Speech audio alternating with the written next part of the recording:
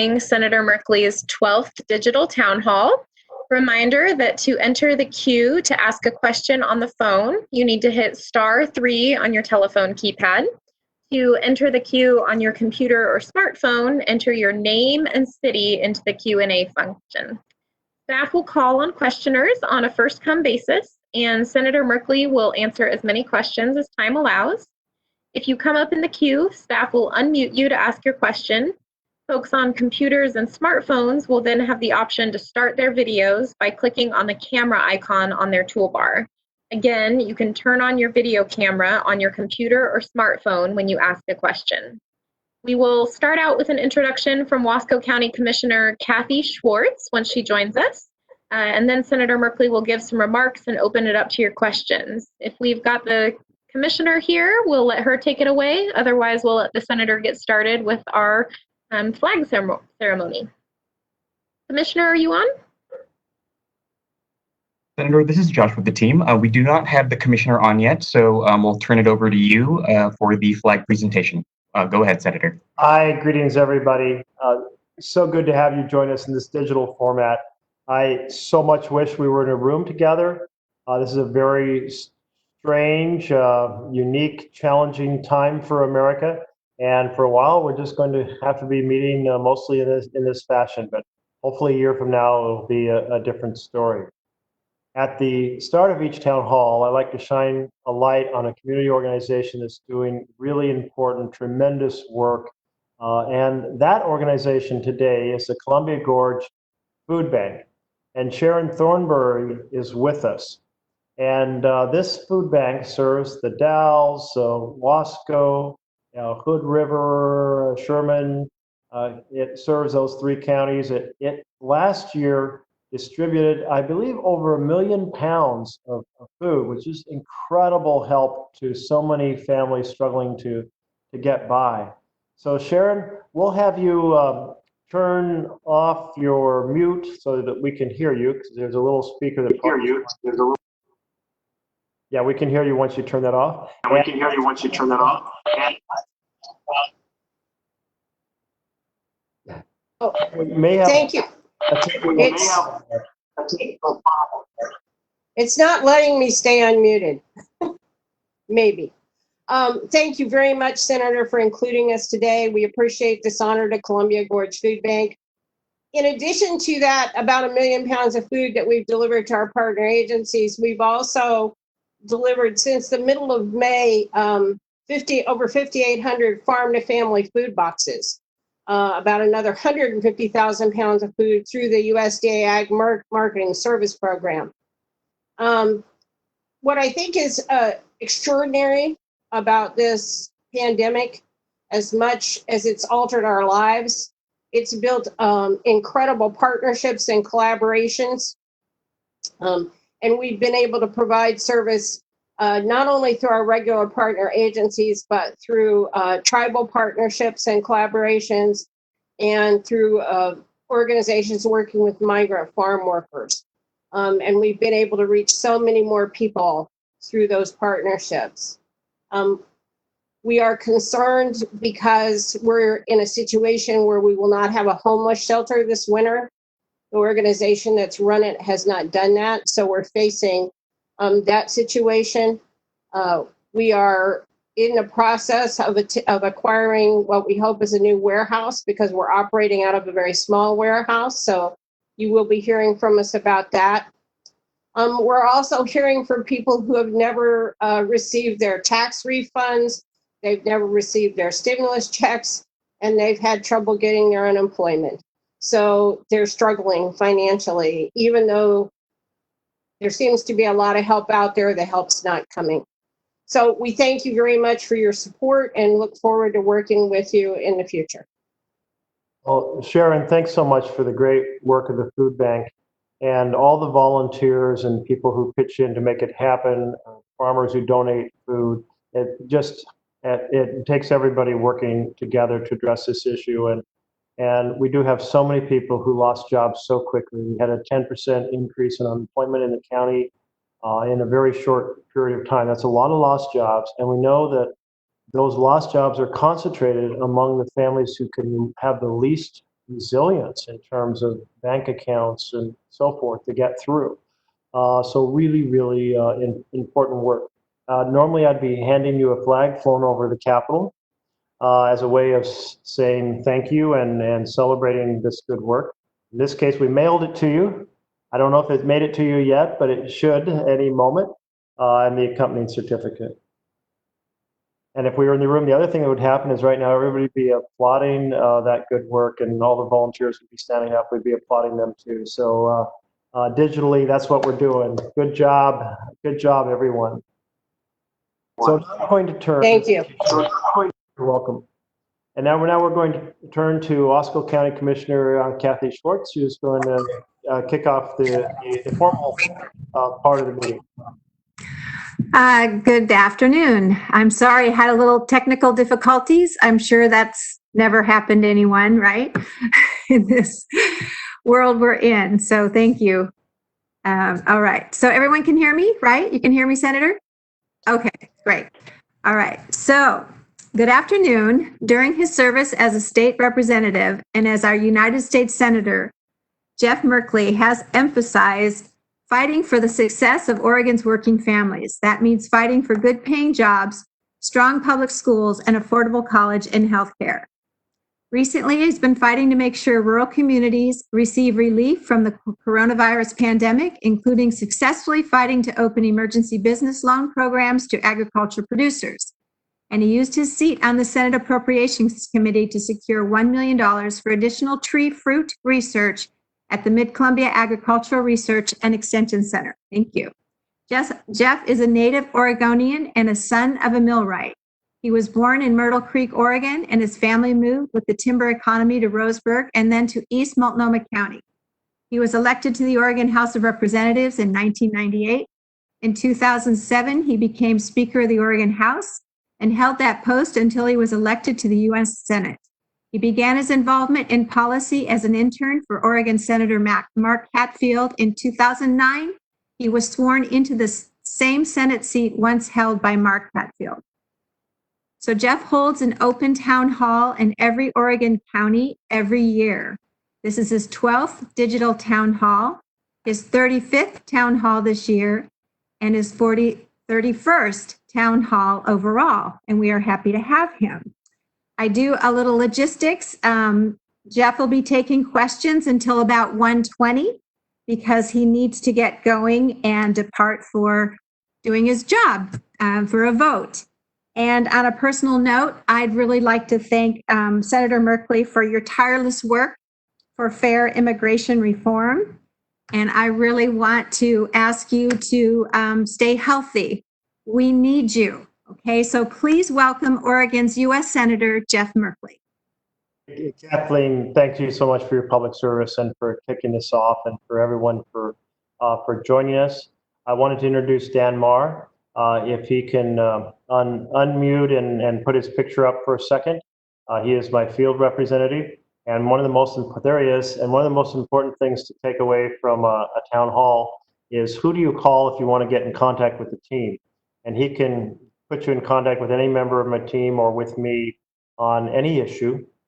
We also have a constituent services team, and he can refer you over to the constituent services side. So you're, well, what are constituent services? Well, you run into red tape.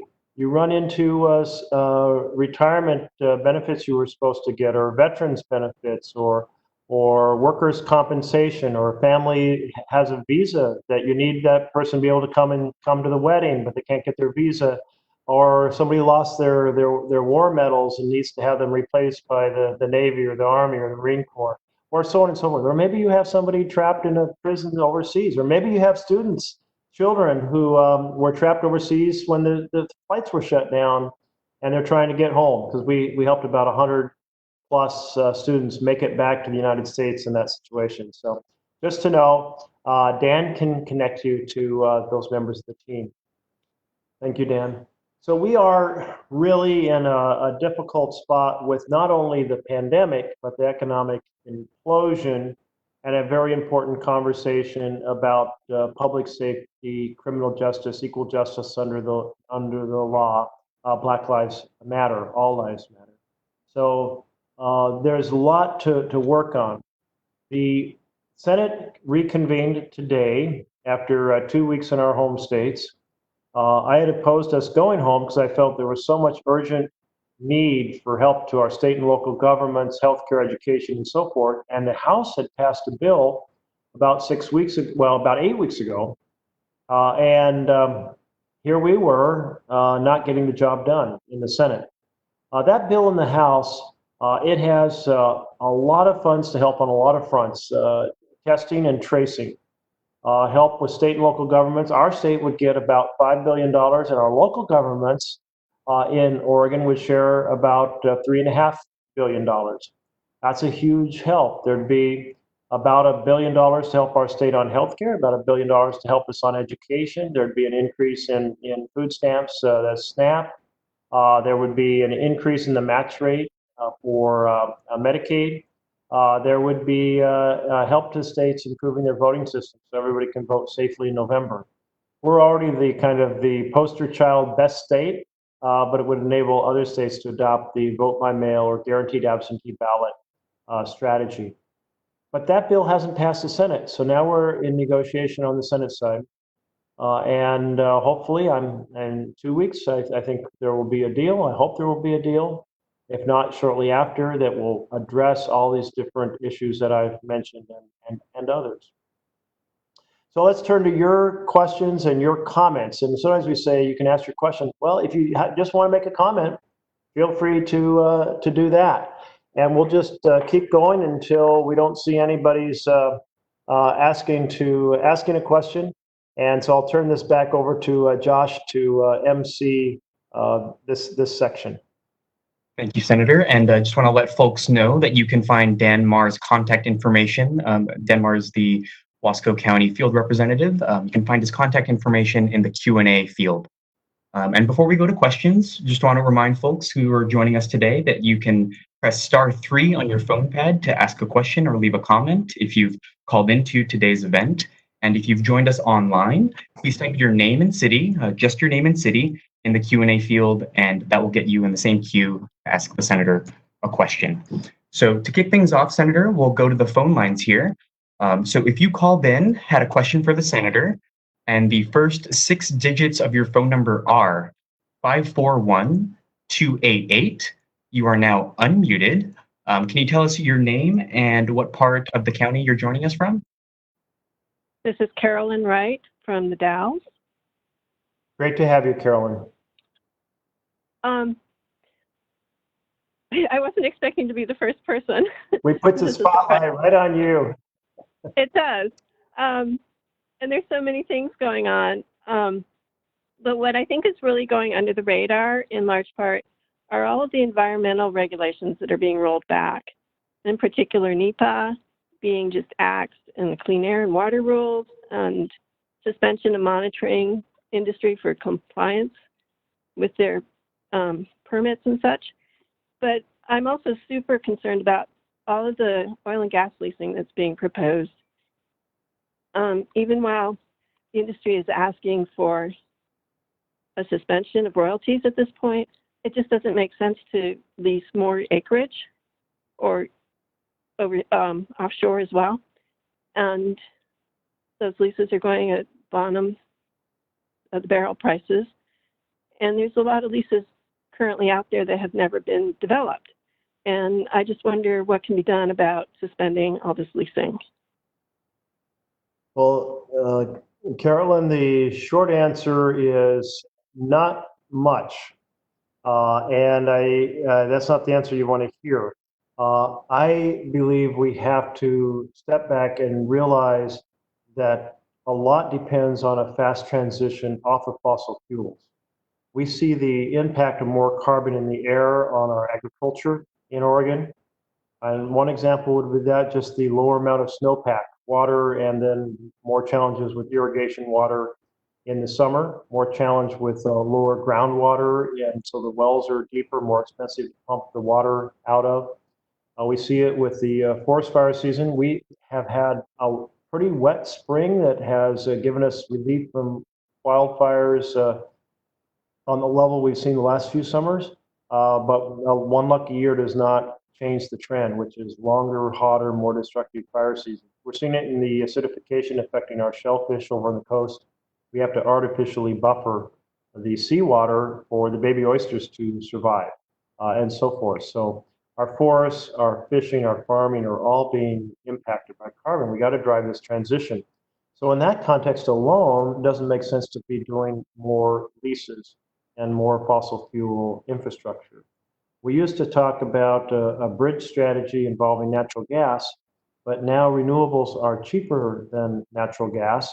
So the bridge isn't so much needed anymore. We can make the leap to renewables. We do still have a big challenge in matching supply and demand, but we've gained a lot of ground on that as well. So when I say not much can be done in the short term, it's because in the Senate, a bill getting to the floor requires it to go through the majority leader, and the majority leader is just absolutely doing everything possible to basically channel money to the fossil fuel industry. So the Senate's not going to be very, very helpful in this effort. I did have a bill to end offshore leasing and domestic leases for the very reasons you were laying out. And but that's not close to passing. So that's kind of where we are. I'll just stop there. Thank you, Senator. Our next question comes from Roger Nichols, who is joining us from the Dalles. Roger, welcome. You're now unmuted and can ask your question. And if you wish, you can start your video by pressing the camera icon on your toolbar just to the right of your mute button. Roger, please go ahead. Okay, can you hear me? Yes, Roger, we sure can. Okay, thank you very much then. Senator, are there any hopeful indications that the current administration would quit mocking science and deal with the pandemic reality right now so we can avoid further problems in the future? So I think, Roger, I'll repeat the question, make sure I had it right. Is there any indications of more fully embracing science as a guide for policy? Did I catch that right? That's correct. Thank you. Yeah. Okay. No, there's not. The biggest concern is that, in my mind, I mean, there's many, but is that every nation that's gotten ahead of the coronavirus has done it through a national strategy of testing and tracing. And those tests have to be delivered fast, because once a person gets tests, there's a lot of anxiety. Should I not go to work? Should I not be with my friends? And if they don't get the results for 10 or 12 days, well, they're likely to have had a lot of contact with others, plus all the people they were in contact with now who should have been following up with contact tracing and further testing within a day or two. That gets much, much harder, and they may have, if they were infected, they may have infected other people. So we have with us, by the way, we have, let me get the name right, Dr. Mimi McDonald, and she is the health officer of the North Central Public Health District. And Mimi, if you want to turn on your mic, I don't actually see you right now, but if you're there, if you're able to join us, we'll give you a chance to share what you think is most needed to get ahead of the coronavirus. Hi, Senator. This is Josh with the team. I don't believe we have Mimi on at the moment, but we'll try to get in contact with her. Okay. I do want to really compliment folks in the county, because throughout the cherry harvest, there were 6,000 migrant farm workers, and Ashley Thompson with OSU Extension did a fabulous job of organizing, and the result was that there were very few infections that happened in that harvest. So well done to Ashley and everybody who worked with her to make that happen. But that could be very different next time around. And the wait time, and this is what the doctor had told me earlier, Dr. Mimi McDonald, was that the wait times are getting longer, up to about 10 days. And as the infection spreads in the southern states that had relatively few infections before, they are taking a huge share of the testing reagents and thereby really slowing down testing everywhere else. We didn't have a national testing strategy, and that is really coming to do a lot of destruction right now. I had an amendment that required the administration to put forward a national strategy, and they did. And their national strategy was to let the states figure it out. So that's where we are. Thank you, Senator, and thank you, Roger, for the question. We'll go back to the phone lines now. So if you called into today's event, had a question for the Senator, and the first 6 digits of your phone number are 503-859, you are now unmuted. Can you tell us your name and where you're joining us from? My name is Don, and I'm from the Dalles. Don, welcome. Good to have you. My question concerning the problem in Portland, if Mr. Biden is elected in November, will you support giving the people that have been arrested for walking down the street or protesting a clean slate, not pardon, not clemency, because they've done no crime? And my second question is, the people that have committed crimes, whether they are the demonstrators or the federal officials, would you support holding them accountable? So, I mean, crudely, yes, and yes. Let's talk about the challenge that Portland has had. They have had a very active group coming into Portland that has come to create trouble on both sides of the equation. And the two have clashed, the two groups have clashed from the left and right repeatedly, both seeming to enjoy a good brawl and destruction, which is just totally unacceptable. And they completely distract from and defeat the point of all those thousands of people who are protesting peacefully for change in our society. The value that the protests were aimed at, the peaceful protests, was to have a public safety system that treats everyone as a client. It's not that some are clients to be cared for and some are threats to be put down. That situation where you develop a culture where some people are clients and others are threats, that's institutional racism that results in profiling and many other problems that just should not exist. So we know where we want to head, and the violent demonstrators are just distracting and hurting all of that. Then after a lot of hard work, the local officials in Portland had greatly de-escalated the protests in terms of the violent acts, not completely, but mostly. And then when Trump sent in the marshals and the Customs and Border Protection officers, it blew things up. And partly because they didn't operate in coordination with the local police. They didn't lay out rules of engagement and discuss what was appropriate. They said that they were wearing identifiers for their agency and unique identifiers, which serves as a deterrent for being abusive. But they didn't do either and said they were in camouflage, which is basically dress for war. And they started sweeping people off the street into unmarked vans. Well, no identifier and sweeping people off the street into unmarked vans and refusing to say even who you are, these are the tactics of dictators. They are not acceptable in a democratic republic.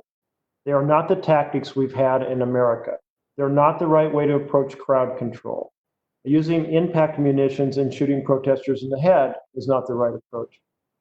Taking a Navy veteran who has a big Navy veteran t-shirt and is just standing there saying, I want to hear how you are fulfilling your constitutional responsibilities, and two officers are beating him with batons while a third one sprays his face. This is just totally unacceptable. And so I'm introducing No Secret Police Act, No Secret Police in America Act. I have about 30 co-sponsors. I introduced it yesterday, so about a third of the Senate has signed up in a day. I'm determined to get a vote on this in the Senate, trying to find a way to get it into a future bill and through the House, because we just need to send a message. This is not acceptable. My bill would say you have to have identifiers. And it would say if you come and deployed to the mission of protecting the federal property, you got to stay on the perimeter of that property unless the mayor or governor invites you to a broader mission, which could happen in some situations. and it says that we have to be honest with the public about how many people, which agencies are being deployed. So stay tuned on that. Really, we've seen some things in the last few weeks that basically have not been seen in America and don't belong in America, and we have to put a stop to them. Thank you, Senator. Up next, we have a question from Courtney Middleton, who's joining us from the Dalles. Courtney, welcome. You're now unmuted and can ask the Senator your question. Please go ahead. Hi, good morning. I'm not sure if I'm on camera. Hi, greetings, Courtney. We can hear you. Just speak up a little bit. Okay. I'm not sure if I'm on camera or not. I didn't see that option for mine. We cannot see you, no, but it should be at the bottom of your screen in the middle. If you move your mouse to the middle of that bottom area, it pops up as an option, hopefully. Courtney, this is Josh with our team. I'm having trouble activating your camera, so if it's all right with you, I think we'll just continue with your voice. Please go ahead. That's fine. Thank you. I am a teacher here in the Dalles, and my main concern is how we will start school. I've read all the ODE guidance. I've been looking at lots of plans. I'm a kindergarten teacher, so I can tell you that my students will not keep 6-foot distance no matter what I try to do. So I'm just wondering, how are we going to safely start schools back up with cutting funding and, of course, all of the things that we've heard in the last couple weeks? Yeah. So every school board in Oregon, we have 200 of them, are struggling with this, and different ages pose different challenges, as you rightly observe.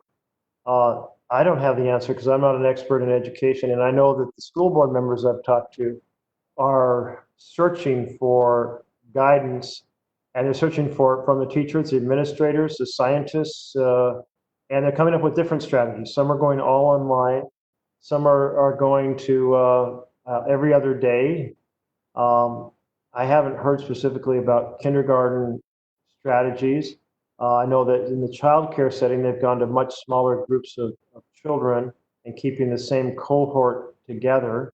But the point is, one, you need guidance, and second, resources to implement that guidance, which is why we have to pass this bill coming up for, if you will, Corona 4 bill, the next major bill to provide resources. Sending $5 billion to the state and $3.5 billion to local government could help a whole lot in education. Plus, there's education funds specifically in the bill as well. That's the House version. We want it in the Senate version. So I've been listening to everyone express their concerns. Many teachers sharing me with different ideas, different approaches, administrators, and also a lot of attention to the issue of childcare and how that fits in with school or online, and how do people go to work, and if they're required to actually physically go to work, whether telecommute, etc. It's really complicated and stressful and difficult. So I'm going to focus on getting resources to implement the strategies that the experts in partnership with your school board decide to adopt. It would probably be interesting for you, you may have already done this, to call and talk to the school board members about what they're thinking, because they're going to lay that out, and their time's running out to do it. So I imagine you want to hear about it soon. Thank you, Senator, and thank you, Courtney, for the thoughtful question. We'll go back to the phone lines now. So if you've called into today's event, indicated you had a question, and the first 6 digits of your phone number are 541296. You are now unmuted. Can you tell us your name and where you're joining us from?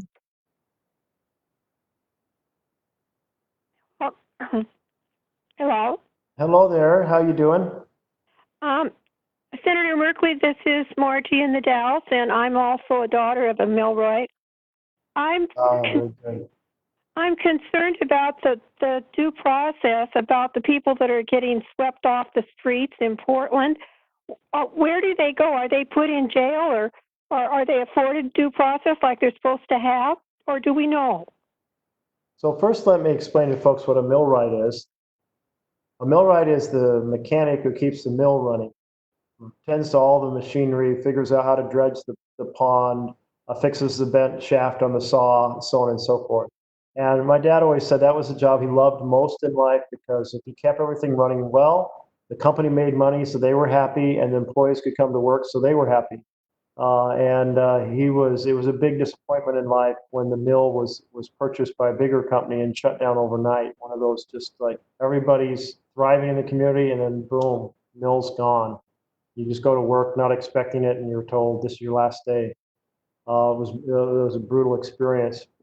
In turning to the due process question, one of the individuals who was swept up, who was terrified because he didn't know who was grabbing him. They're in camouflage, and there's a lot of protesters who come in camouflage. So who was he being grabbed by? And he was thrown into a jail cell, kept for several hours. All his stuff was searched, and then he was put back on the street.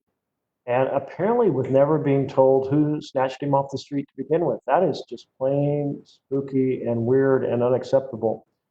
They did ask him to waive his Miranda rights, to which he said no, he was not going to waive them. He wasn't quite sure what they covered, I guess, but he wasn't going to waive them. And I think it's the right to be questioned without a lawyer present, so on and so forth. In terms of due process, they did do one important piece, which was alert him that he had rights and ask him to waive them. And he didn't waive them, and they apparently respected that. They gave no reason why he was grabbed off the street, no reason what they were looking for, no statement of who they were, and then they dumped him back on the street. So I guess that's one example. I'm sure there's lots of other stories we'll hear about in the days to come. Thank you, Senator. Up next, we have a question from Debbie Ferrer, who is joining us from the Dalles. Debbie, welcome. You are now unmuted to ask your question, and you can press the camera icon down on your toolbar if you wish to start your video. Debbie, please go ahead. Well, I can't see the camera icon. This is the first time I've used this format, so I'll just remain invisible. First of all, thank you, Senator, for all your efforts on behalf of us Oregonians. We are very lucky to have you as our senator. So my question is, what do you think are the 3 most pressing matters before Congress right now, and what can we as citizens of Oregon do to help? Well, the 3 most pressing, at this moment, it goes to the 3 mega issues we're facing. And that is the medical side of the pandemic challenge, the economic side, that is the economic implosion, how to rebuild the economy from the families up. And for example, in that area, the extra help with unemployment insurance expires at the end of this month. And that has really helped people pay their rent, pay their mortgage, pay their utilities, avoid their utilities getting cut off, avoid eviction or foreclosure. And the third is this conversation over how to improve public safety in America so it serves everyone well and serves everyone equally. So those are the 3 big issues of the moment. But if I pull back and say, looking down the road, what's the biggest issue? Well, the biggest issue facing humankind is carbon on the planet. And again, it's affecting all the fundamentals of agricultural, forestry, fishing, all the fundamentals of a rural economy. And we're in big trouble. So we've got to drive a fast transition. But there's so much momentum in supporting the existing fossil fuel structure. It's very hard to change. So we need to change. We need to change quickly, and we need to create a lot of good-paying jobs when we do that, which was why I'm heartened by the discussion of how to create good-paying jobs while rebuilding, renovating, if you will, the energy economy of America. You know, you rebuild a house, you create a lot of jobs on all the different aspects. You rebuild an entire energy economy, and you put millions of people to work. So let's make those good family wage jobs. So that'd be the biggest one in the long term. Thank you, Senator, and thank you, Debbie. Going back to the phone lines here, if you called into today's event, had a question for the Senator, and the first 6 digits of your phone number are 541-769. I'll say that again, 541-769. You are now unmuted. Can you tell us your name and where you're joining us from? Yes, this is Vicki. I'm from the Dalles. Greetings, Vicki. And I have got, I've had a big problem with a lot of restrictions that the government has placed on the medical field for many years.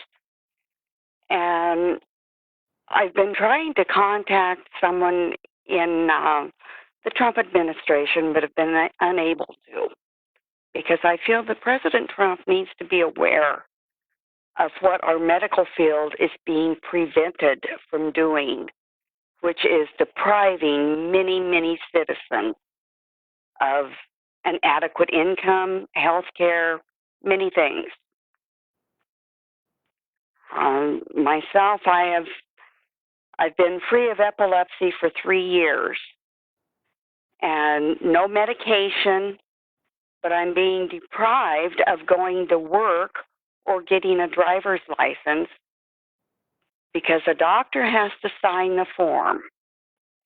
And it has been a restriction placed on doctors that if they sign this form, if anything happens in the future to my health, that doctor loses their medical license.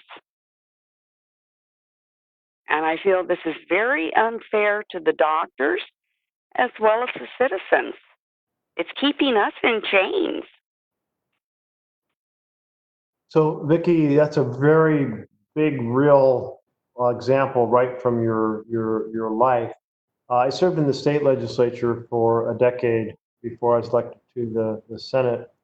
And this issue of how driver's licenses are regulated is regulated by the state government. And what we can do, and I'll have Dan Maurer on my team work with you, is connect to your state legislature, your House member, and your Senate member to raise this issue so that they can consider raising a bill in the state legislature affecting it. I'm not sure on the medical side exactly how that's regulated, but again, it's not a federal rule; it's a state guidance. So there's the driver's license side and there's the medical side. Let's learn more about it. It's not in the federal law structure, but I'm happy to have my team work with you to try to figure out exactly what the state legislators could possibly do. And I'm not sure if you're still got your microphone there, Vicki, but if you do, feel free to. I don't know if you have any follow-up thoughts to that, but that's. I want to make sure Dan knows how to reach you. Do you need my phone number? Or? Dan, do you need her phone number, or do we have a way of knowing how to find her? I know we have Vicki, 6 digits of the phone number. Vicki, if you're on the WebEx client, can you type it in as a message to our team, your contact info? I'm not on that. Okay, well, you can give me a call at 503-201-4709. And I'll have Dan put his phone number in the chat section, or the question and answer section, or however it's done, so that you can read it there. But it's also, you can call, look on the web and call my office, merkley.senate.gov, and track him down. But Dan Maurer, M-A-H-R. Okay, fine. Okay. Thank you. You're welcome. All right, thank you, Senator. So our next question, which will be our last question, comes from Jose Aparicio, who is joining us from the Dalles. Jose, you're now unmuted. And if you wish, you can turn your camera on by pressing the camera icon down below. Looks like you found it. I did. Jose, over to you. Go ahead. Thank you. Hey, Senator Merkley. I'm actually one of the local school board members, so I was actually glad to see Courtney mention about the needs of the schools. What I would add to that, the resources, without a doubt, are just one of the needs. The other consideration, I think, is around liability, and what does happen in the event that someone say, unfortunately, in the extreme event of, a passing of a student or even, say, a staff member, is there any language or work involved in the bill that you mentioned earlier that did provide some resources? Because that would be one of the other concerns, or not concerns, but issues that we're going to be facing as we look to reopen the schools here locally. Yes, there's broad support for liability protection. A safe harbor is sometimes a term used when organizations follow the advice that they're given by the healthcare professionals, if you will. But there has to be clear advice, or how do you know who to follow, right? So there's a request to have basically OSHA produce those standards, and then if you follow those, you have safe harbor. There are some folks who want to give blanket immunity even for negligence, gross negligence, where you basically are exposing your customers, in this case your students or your teachers, your customers or your employees, to harm, and you know you're doing it, but you do it anyway. And in that case, that I oppose, because it encourages practices that will make more people sick and more people will die if people could engage in negligence or gross negligence, and know that they're protected from any consequences. That's I think the common solid place is safe harbor if you follow clear guidelines, but we've got to have clear guidelines put out to do that. So that's kind of where conversation is right now. And Jose, do you want to share the plan for? Do you already have a plan adopted on how are kindergarten kids going to go to school in small groups, or are they going to go to school at all, or what's the decision? So at the moment, we're looking at a hybrid model, which means that we'll divvy up students into cohorts between A and B, and they'll go to school 2 days out of the week, essentially, with that fifth day being available for staff to prepare virtual lessons and whatnot. Although I just was in a meeting earlier, and ODE was supposed to issue an update to their guidance today. I just found out that they've actually pushed that till tomorrow. And it sounds like there's going to be some significant changes. I'm assuming that's based on kind of the recent uptick of cases that we've been seeing across the state. So it'll be interesting to see. So we have the updated guidance coming out tomorrow, and then we have another one on August 11th from ODE. So I think this is still going to be a very flexible conversation, and we're going to have to adjust it accordingly as new data is available and guidance. Yeah. Well, and I know a lot of parents are worried about their kids staying at home if they have to go to work, because the kids can get into a lot of trouble. One of the ideas I've heard mentioned is whether school districts can put desks appropriately placed in a gymnasium or a cafeteria where kids on their day off, if they're not able to stay at their house because there's no adult there, could come and have a workstation, so that there's at least someone overseeing that in some way. And so I just pass that on as one of the pieces of conversation I've been hearing. A lot of parents really worried about how they're going to hold their job and have a child at home who might possibly be untended. Anyway, it's really complicated and stressful for everyone. Thank you for serving on the school board. And I know the vote's underway now. It's been underway for 18 minutes, but I knew they have a little slack, so I can get there without missing the vote. But I knew I had to wrap up by 4:20. Josh, was there anyone else lined up that I should do a rapid question and response with, or should I jump in and just give some closing thoughts? Hi, Senator. So we can jump into closing remarks, and just want to remind folks, you can find Dan Marr's contact information in the Q&A chat, and you can also stay engaged by getting in touch through the Senator's website at merkley.senate.gov. Senator, over to you for closing remarks. So one of the things that I feel is the Senate is not doing a good job of addressing the issues Americans care about. Our system has become pretty corrupted by gerrymandering, by voter suppression, and by dark money in the campaigns. And in addition, the Senate has developed a rhythm that is rigged.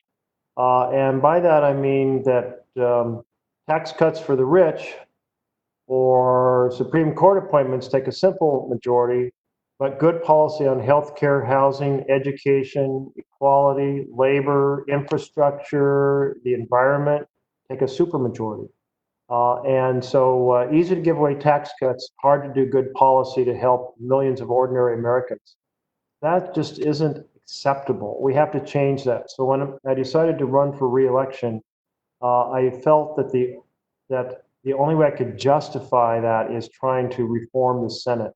So I'm talking a lot about both how to pass the For the People Act that takes on the gerrymandering, voter suppression, and dark money, and how to reform the rules of the Senate so we're not paralyzed. I have had charts prepared looking at the history of the Senate and how virtually everything was done by simple majority until the recent decades. And even our founders, Madison, said the very essence of constitutional government is for the majority to make the decision, not the minority. And a supermajority sets that on its head. And we had another founder who is in all the movie now, Hamilton, who talked about a supermajority producing tedious delays and contemptuous compromises. And so those delays and those compromises are really hurting our nation. So we have to restore the Senate as a legislative body that can get the people's work done. And also that means restoring the ability of senators to do amendments. I have this amendment ending secret policing in America. I can't get it to the floor with Mitch McConnell blocking it. It used to be that any senator could put any amendment forward and have it debated and voted on. Not only is that good to mean issues get considered, it also means accountability to where the senators stand, and their public can say we like or didn't like what you did. But how do you know how people would have voted if they never have to vote? So for all these reasons, better decision making and accountability in our republic, we've got to reform these things. So I just wanted to share that with you. I know that that's not healthcare, housing, education, but it's all those things. How are we going to do better on all those things? We've got to take on the systemic corruption in elections, and we've got to take on the rigged rules of the Senate. So on that note, I'm going to keep carrying that fight.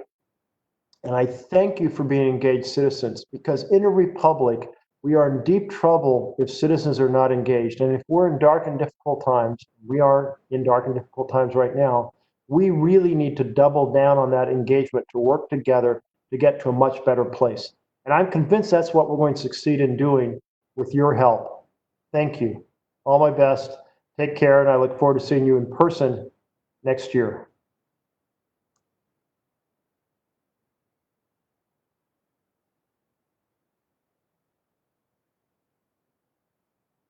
Thank you, everyone. That concludes Senator Merkley's Wasco County Town Hall.